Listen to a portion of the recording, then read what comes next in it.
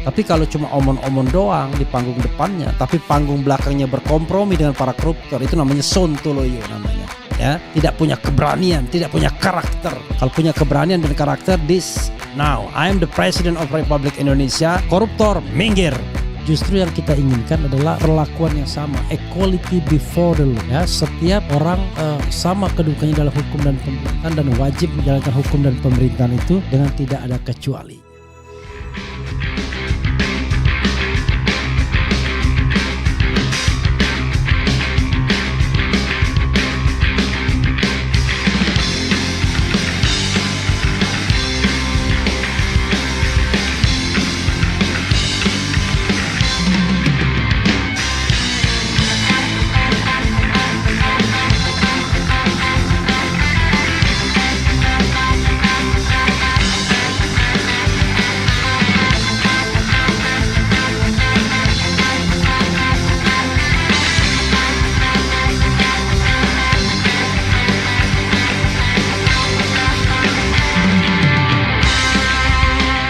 Terima kasih saudara-saudara sebagai pejuang-pejuang kalian di ujung tombak. Terima kasih sekali lagi atas kesetiaan saudara-saudara sekalian.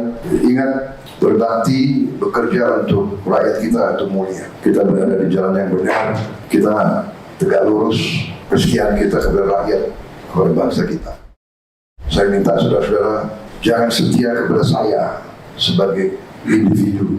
Selama saya memperjuangkan yang benar, saya minta saudara dukung saya. Begitu kau mencium saya berada di jalan yang tidak benar, silakan tinggalkan saya. Hidup saya, sumpah saya ingin mati di atas kebenaran. Saya ingin mati membela rakyat saya. Saya ingin mati membela orang miskin. Saya ingin mati membela kehormatan bangsa Indonesia. Saya tidak ragu-ragu. Itu tadi ya, video dari Prabowo. Videonya tadi sampai habis ya. Jadi mengatakan mau mati ya untuk hal yang baik. Cuma kita bikin polling dulu, apakah Anda percaya dengan Prabowo? Nggak apa-apa ya. Kemudian A ya, percaya, B tidak percaya. Ini sebagai suatu bentuk koreksi di awal ya. Karena begini saudara sekalian, kalau Prabowo nyuruh begitu, mana ada berani anak buahnya mengoreksi dia. Karena demokrasi tak ada di partai politik. Jadi kalau saya benar dukung, kalau tidak mencium tidak benar tinggalkan saya, nggak akan berani.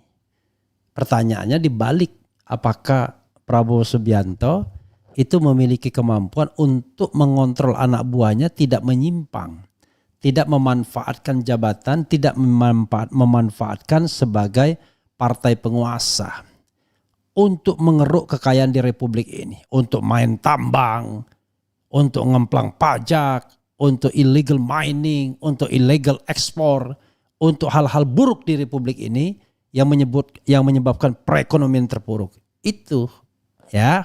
Oke, karena itu kita bacakan dulu ya. Soalnya ini bukan sesuatu hal yang sifatnya pasif, ini sesuatu yang dinamik.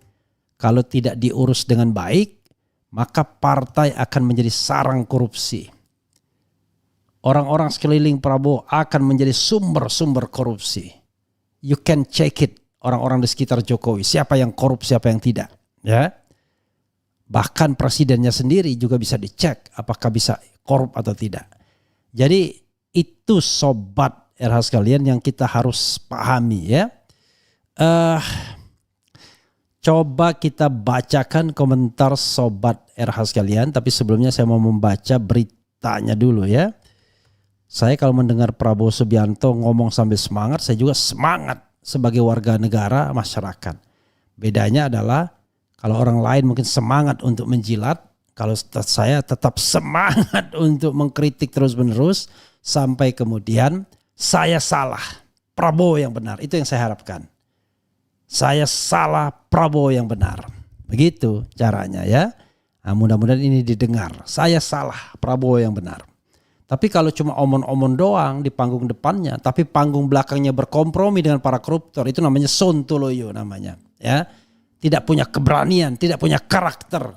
Ya, kalau punya keberanian dan karakter, now I am the President of Republik Indonesia, koruptor minggir.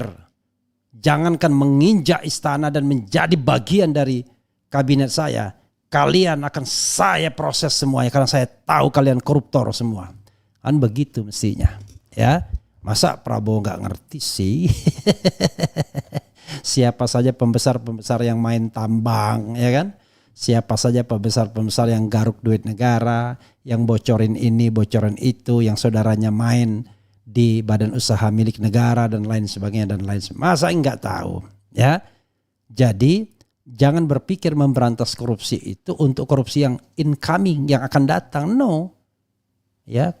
Calon-calon koruptor itu sudah tergelar di atas meja. Anda seperti berburu di kebun binatang saja. So easy untuk nangkepin mereka satu-satu. Untuk memproses mereka satu-satu agar kemudian Indonesia ini betul-betul tentram. Ya, Indonesia ini benar-benar bisa diandalkan sebagai sebuah negara.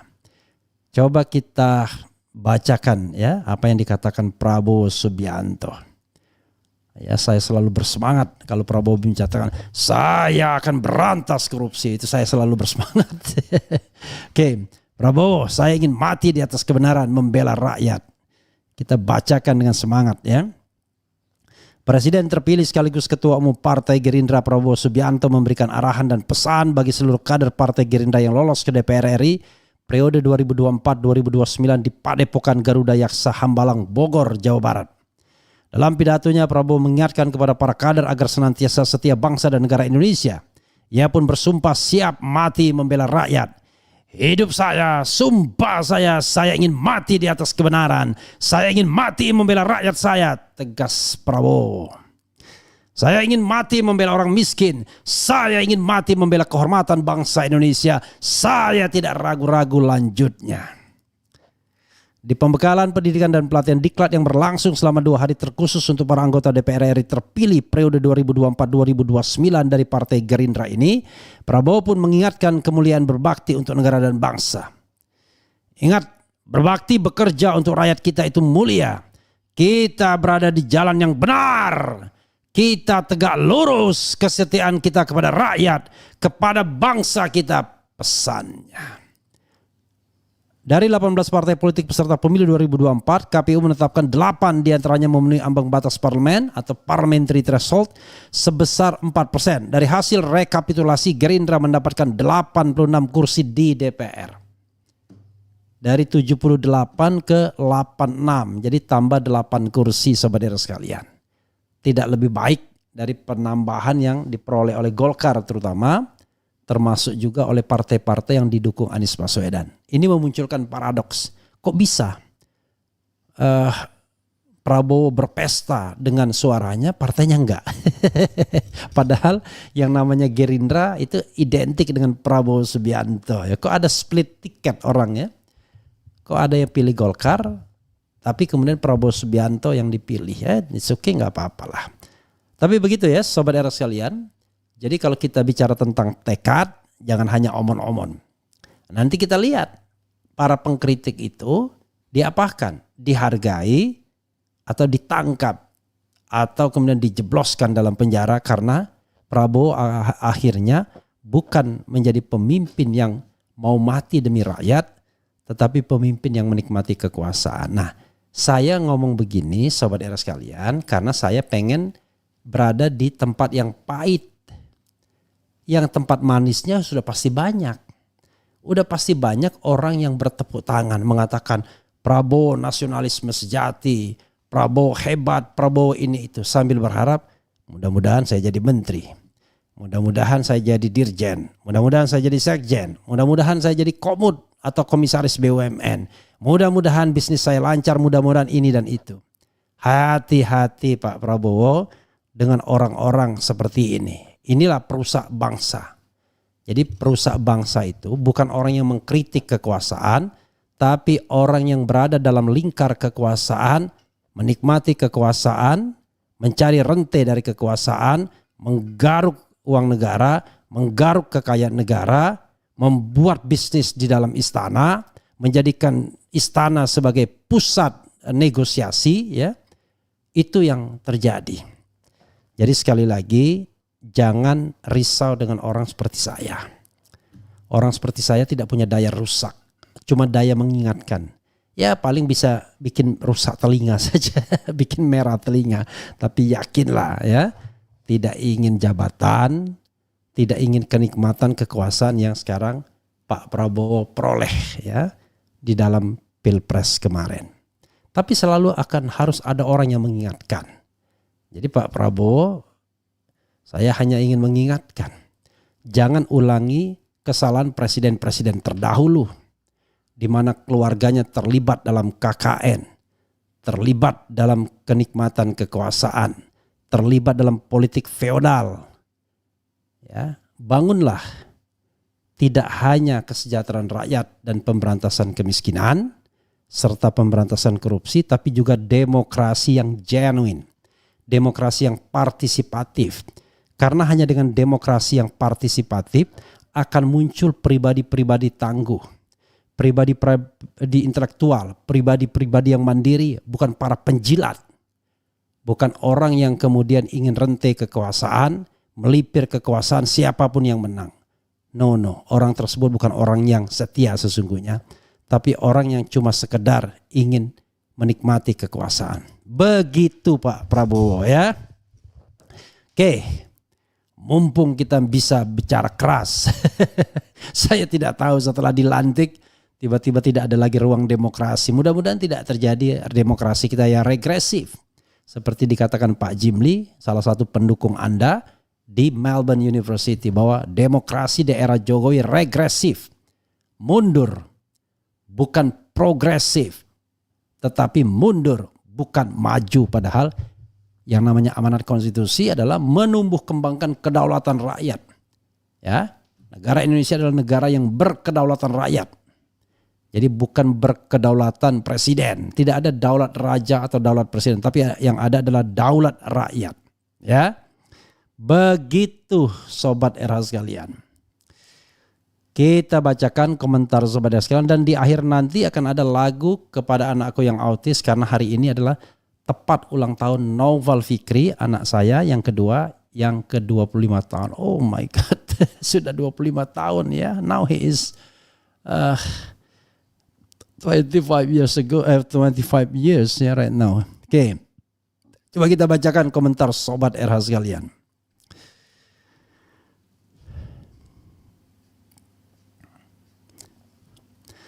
Oke, saya juga bicara mengenai, membuat polling ya.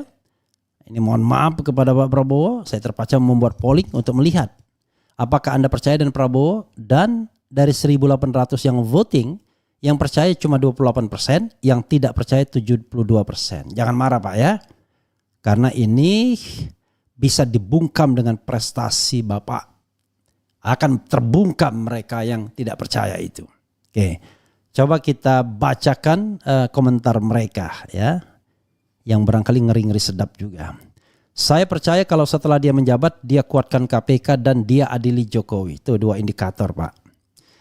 Yang ku percaya dan sangat yakin hanyalah apa kata Allah dan Rasulnya. Itu lain lagi, itu dimensi keagamaan ya. Percaya jika benar-benar PS berlepas diri dari Mulyono, tapi kalau ternyata milih wapresnya Puan, tanda tanya ya. Pemimpin bisa dipercaya itu kalau dia punya keberanian mengembalikan supremasi hukum, karena kestabilan politik dijamin melalui ketertiban hukum, bukan makan siang gratis yang bikin koalisi obesitas. Seseorang oleh Tuhan diberi kelebihan dan kekurangan. Yang jadi masalah kekurangan atau kelebihan diakah yang diberikan pada orang-orang masyarakat banyak. Kita harus percaya Bung Refli, kita harus menaruh harapan ke Pak Prabowo. It happened ya kepada presiden-presiden sebelumnya. Awal-awal kita percaya, lama-lama kita tenggelam dalam kepercayaan tersebut. Mencela-mencela ke kiri ke kanan demi menggapai jabatan ya. Dulu juga Pak Prabowo pernah bilang akan timbul tenggelam bersama rakyat, tapi toh nyatanya nggak ada. Kalau dia sekolam sama oligarki, wassalam, cuma omon-omon. Ucapan tinggal ucapan, janji tinggal janji. Kalau lihat ke belakang rekam jejak background keluarganya, pastilah ada cita-cita bapak moyangnya yang ingin direalisasikan. Dalamnya lautan bisa diukur, dalamnya hati siapa tahu. Ya. Jadi sobat era sekalian, dalam diri Prabowo dan keluarganya berat ada dua dimensi. Sosialisme dan kapitalisme. Sosialisme karena dia turunan dari Sumitro Joyo Hadikusumo, kalau tidak salah orang PSI, Partai Sosialis Indonesia. Tapi kapitalisme karena dia berasal dari keluarga pengusaha.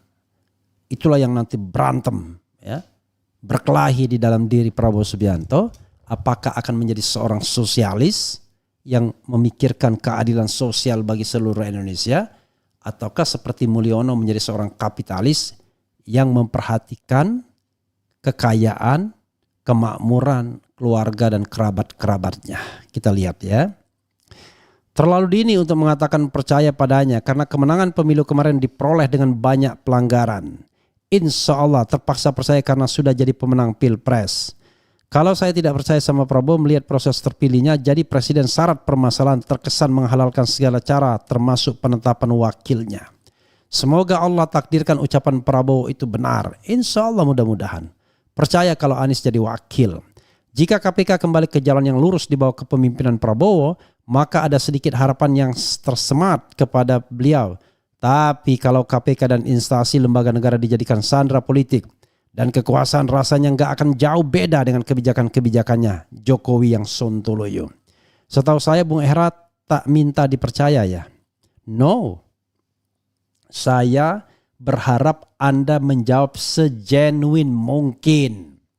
Saya tidak akan sedih kalau 99% orang ya itu percaya. Enggak sedih. Sama tidak sedihnya ketika saya dikasih kabar bahwa tim-tim Anies Baswedan sudah melipir ke Pramono Rano Karno. No, enggak ada masalah Parno. Even Anies sekalipun yang melipir ke salah satu pasangan calon, saya tetap independen, saya tetap netral. Karena itulah value yang saya terapkan pada diri saya. Ya, begitu sobat era sekalian ya. Kemudian kami percaya dengan syarat penjahat kekuasaan dan begundal-gundalnya diadili. Kalau tidak maka saya tidak percaya. Saya tidak percaya semenjak dia gabung sama Mulyono. Gak jauh beda mereka berdua. Kitanya aja yang ketipu kalau mereka bertengkar. Masih ragu. Bapak Prabowo harus bersanding dengan Pak Anies untuk negeri tercinta baru akan lebih baik. Sorry nih ye, aku gak percaya Prabowo sebab hasil jadi presiden curang yang menang dengan curang gak berkah. Tapi semoga Allah Subhanahu wa taala memberi hidayah jadi pemimpin yang baik dan amanah. Sebagai rakyat berharap Allahu Akbar. Saya sengaja gitu kan nih. Walau nggak milih Pak Prabowo tapi sudah menjadi presiden RI. Sebentar lagi insya Allah berarti kita harus memberi kepercayaan. Semoga amanah. Lihat nanti setelah pelantikan. Lihat saja nanti. Kita lihat saja nanti. Aku lebih nggak percaya sama kau Rafli. Alhamdulillahirabbil alamin ya. Wassalatu wassalamu ala asrofil anbiya wal mursalin wa ala alihi wassahbihi ajma'in. Nggak percaya sama saya nggak ada masalah ya. Prabowo Subianto bersama semua jajarannya ingin menyelamatkan kekayaan bangsa Indonesia. Tidak ada lebih dari itu. Dan saya minta dari tokoh Gerindra yang muda-muda, kau jadi pemimpin, jangan kau jadi koruptor.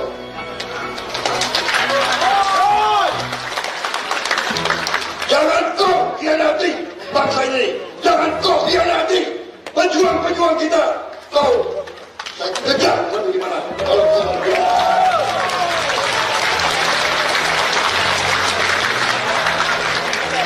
Gerindra harus beri contoh.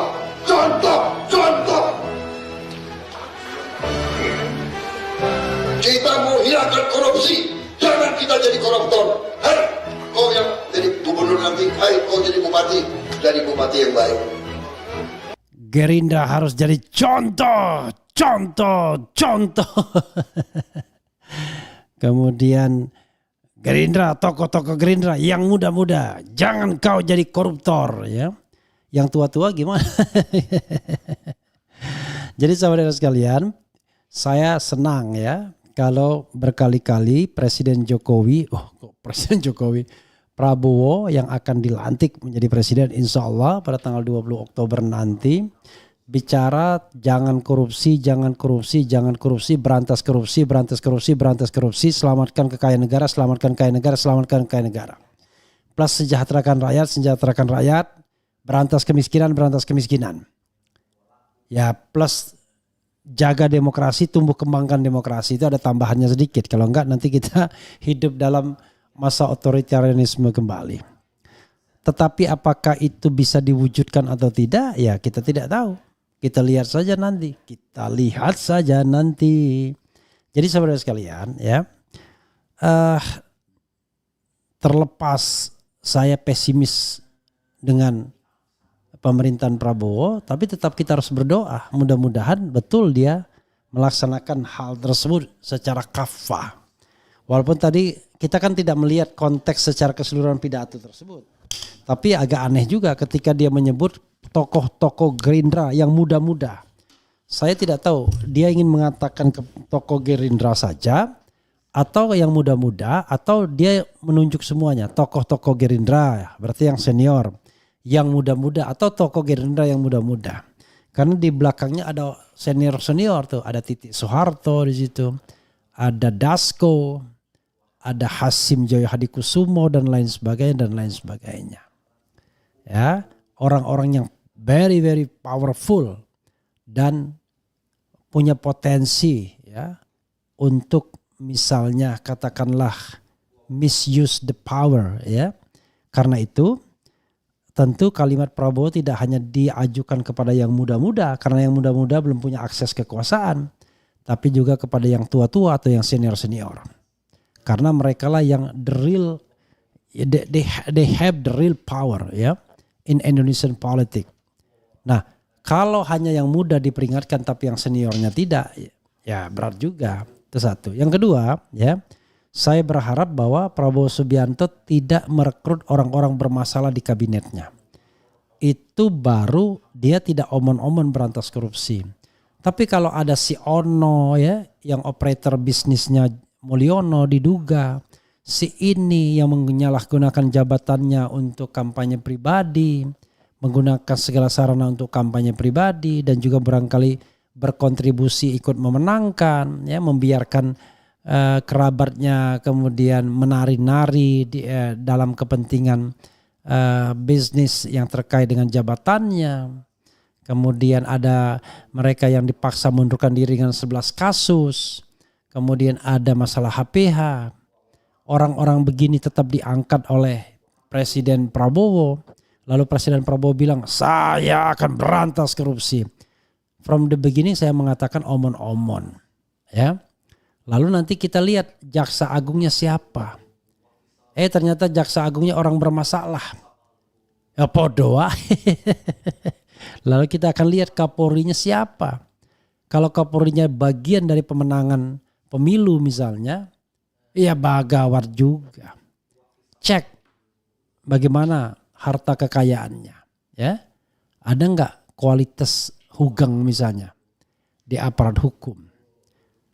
Ada nggak orang yang punya komitmen kuat misalnya? Nah baru kita percaya ada keseriusan dalam memberantas korupsi. Karena memberantas korupsi hanya diomongkan saja, omon-omon juga akhirnya. Ya, cek juga perilaku partainya di Gerindra. Apakah sudah mulai ya jadi petantang-petenteng? Kami partai penguasa. Ya.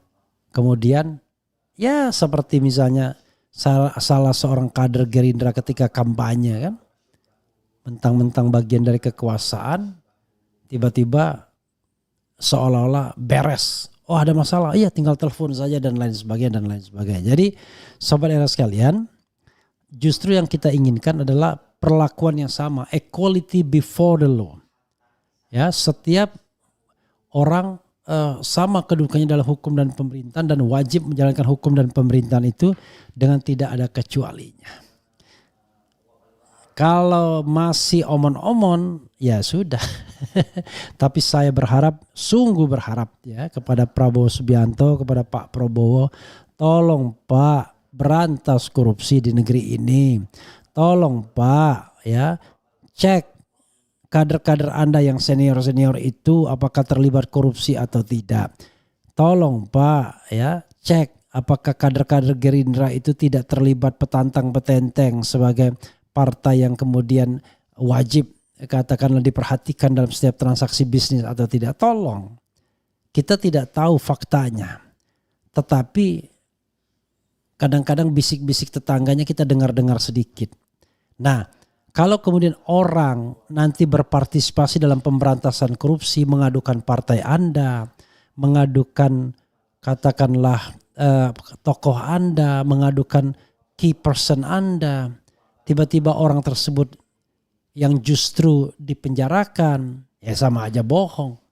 Ya, Anda harus memiliki komitmen yang kuat mengatakan bahwa siapapun yang ingin berpartisipasi dalam pemberantasan korupsi akan saya tempatkan sebagai warga negara kelas utama. Mereka berjasa bagi negara, mereka pahlawan bagi negara. Itu baru benar. Tapi kalau mereka diancam, terancam, tidak tenang hidupnya, ya berat kita. Ya. Kalau soal orang seperti saya tenang aja Pak. Orang saya seperti saya itu tidak mau juga jabatan. Ya, tidak juga bakal korupsi. Karena memang tidak ada jabatannya. Kalaupun ada jabatan, it happened to me dan I prove tidak korupsi. Nah, karena itu dan saya sudah punya komitmen untuk menjadi oposisi dalam within 5 years in your presidency. Tetapi kan kita harus saling mengingatkan kalau memang tujuan kita benar untuk menjaga republik ini. Menjaga anggaran republik ini. Menjaga kekayaan republik ini. Menjaga orang-orang tidak korup.